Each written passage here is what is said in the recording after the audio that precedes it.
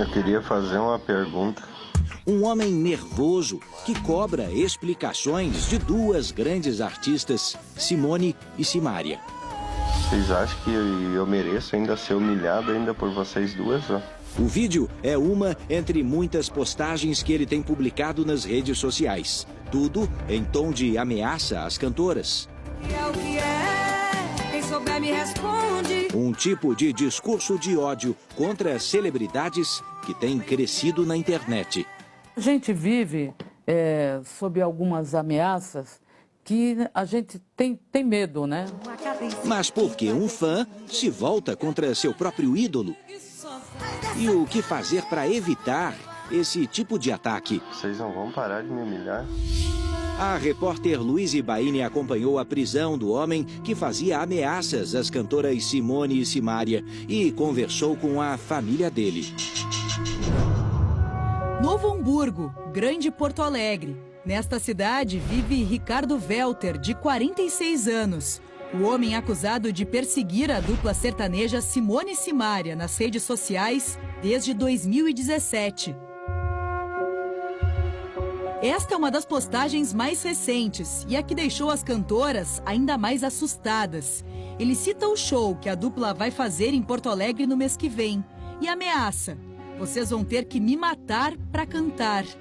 Com medo, as cantoras recorreram à polícia.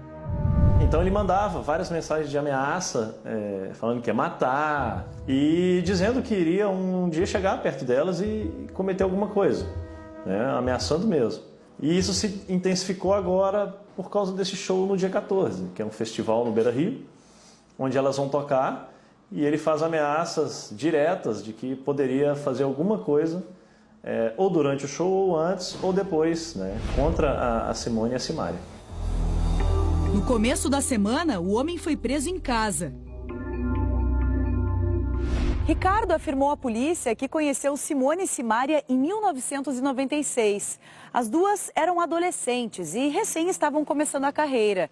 Ele tinha saído aqui do Rio Grande do Sul para trabalhar em uma emissora de rádio em Campo Grande. Ricardo contou aos policiais que se aproximou de Simária e os dois se tornaram amigos, antes mesmo dela ficar famosa. Vocês não vão parar de me humilhar? Durante o depoimento, Ricardo fez uma acusação. Disse ter sido atingido por um tiro disparado por um parente da cantora. Ricardo relatou que a família de Simária não aceitava a amizade dele com a jovem porque poderia atrapalhar a carreira dela. Na época, Simária tinha 14 anos e havia sido aprovada nos testes para integrar a banda do cantor Frank Aguiar como backing vocal. Eu perguntei para ele, ele disse que não tinha plano nenhum, que ele só queria amedrontar as duas. Queriam que ela sentisse o medo que ele sentiu quando lá em Campo Grande ele teria sofrido um tiro, de alguma pessoa lá. E essa mágoa toda que ele tinha com relação a elas, porque ele entendia que elas deviam ajudar ele de qualquer maneira, financeiramente. Nesta postagem na internet, Ricardo escreveu: "Eu só quero saber porque eu quase fui morto quando conheci a Simone e a Simária." Se eu sempre respeitei vocês duas, ó. Neste vídeo, ele volta a citar o suposto atentado. Foi ou não foi tua família que quase me matou, Simone e Simária? Foi, né? Segundo as investigações, Ricardo é usuário de drogas há pelo menos 2 décadas e tem vários antecedentes criminais, como furtos, roubos, violência doméstica, desacato e desobediência.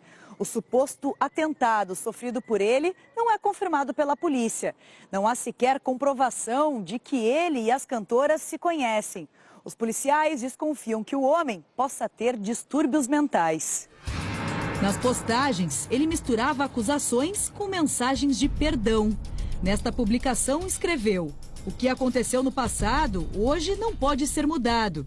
Então eu quero dizer que todos estão perdoados. Então fique em paz." A nossa equipe foi até a casa do Ricardo conversar com a esposa e um dos filhos do casal, que pediram para não ser identificados. Segundo a família, Ricardo não tem problemas mentais. Ele produz e vende vassouras de palha para sustentar a casa. A esposa diz que o homem sempre falava sobre o suposto episódio que teria acontecido em Campo Grande. Foi ou não foi tua família que quase me matou, Simone e Simária. Ele disse que namorava a Simária, aí falou que namorava ela. Acho que tinha menos de um mês que ele tinha conhecido ela, foi que tomou tiro. Ele falou que queria saber quem atirou nele, que não queria mais nada, queria só ir, saber quem foi da família dela que atirou nele. E por que teriam atirado nele? Eu não sei. Uma mágoa que, segundo a família, Ricardo não teria conseguido superar até hoje. A esposa conta que ele desejava conversar com as cantoras para resolver o passado, mas ficava indignado ao ser ignorado por elas nas redes sociais. Eu falava que ela não respondia, porque ela não me responde, depois começou a escrachar ela.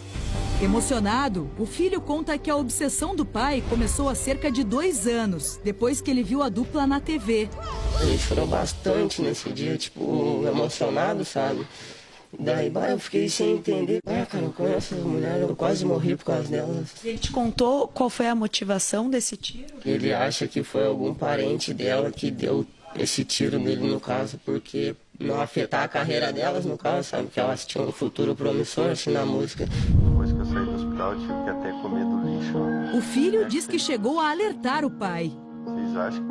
Eu falava, cara, para com isso aí, tá ligado? Tu vai se arrumar numa cadeia, num processo. Eu queria fazer uma pergunta. A família garante que o homem seria incapaz de fazer mal às cantoras. Segundo a mulher dele, apesar das ameaças, Ricardo não iria ao show de Porto Alegre. Ele falou pra mim que não ia, não. Isso aí só é pra dar medo nela, entendeu? A polícia vasculhou a casa do Ricardo e não encontrou nenhum indício de que o homem planejava ir ao show das cantoras em Porto Alegre.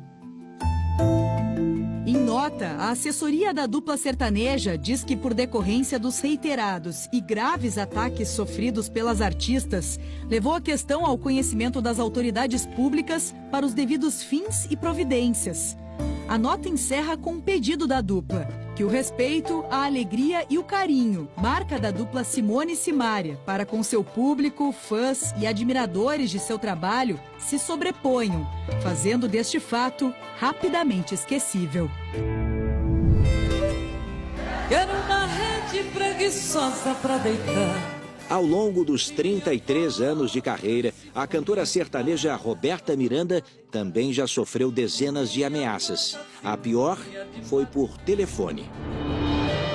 E foi uma ameaça de morte e eu passei um Natal com um delegado, com investigadores dentro da minha casa e a gente passou um Natal horrível porque era ameaça de morte, entendeu? De lá para cá, a cantora reforçou a segurança. Seguranças andavam comigo dentro do carro, já tirei eles do carro, coloquei ele no carro atrás, já não estava bom, aí o chefe da minha segurança mandou que eles andassem de moto. Então você fica presa, sabe? Você fica sem a tua liberdade, digamos assim. Mesmo com segurança reforçada, as ameaças continuaram, mas agora de um jeito diferente. Nos últimos anos, Roberta Miranda vem recebendo mensagens assustadoras pelas redes sociais. Eu tive agora recentemente um cara que disse que queria que o avião caísse comigo ou pegasse fogo e eu fosse carbonizada, que eu tinha um cara de drogada, que é isso que eu mereço. E eu fiquei assim tão chateada.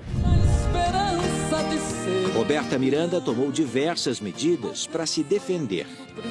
Todo mundo sabe que eu tenho uma advogada, ela é uma advogada nossa, só para a rede social, né? Porque a gente recebe muitas coisas privado, ou então dessa forma clara, como você acabou de ver. A advogada foi em cima, aí descobriu o IP, descobriu aonde mora, descobriu o cargo, a idade, descobriu tudo. Aí entrou em relação a processo. A ação na justiça deu certo.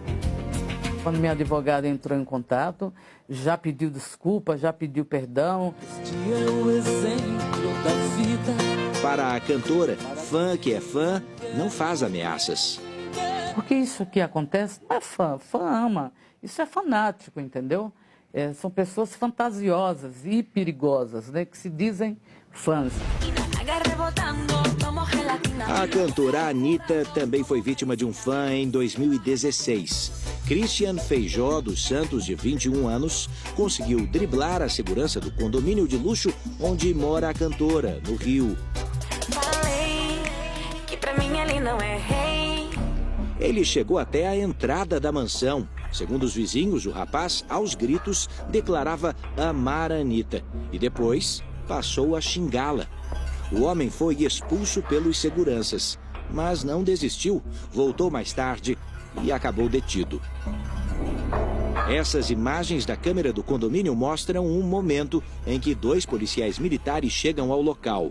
O fã estava desarmado e foi levado à delegacia. Segundo a família do jovem, ele já dava sinais de que planejava se aproximar da cantora.